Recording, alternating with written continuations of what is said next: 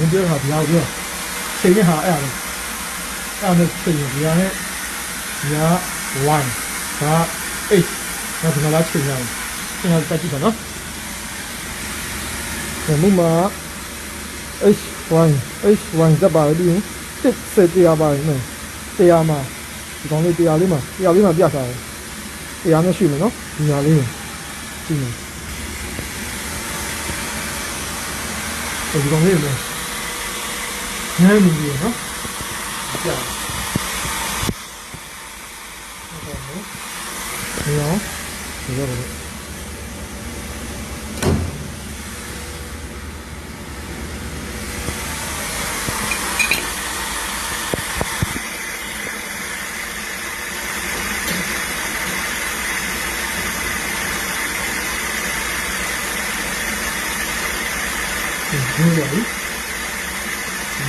对哦，ဒီဟာမရှိဘူးဘယ်လိုလဲကျန်တော့ပြန်ဆက်ရအောင်ဆိုပြီးဆက်နေရှိတယ်ဒီတော့ဒီတော့9 10 9 10ဒီဒီဒီဒီဒီမှာဒီတယ်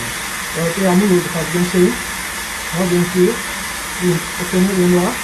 ဒီတော့ဒီတော့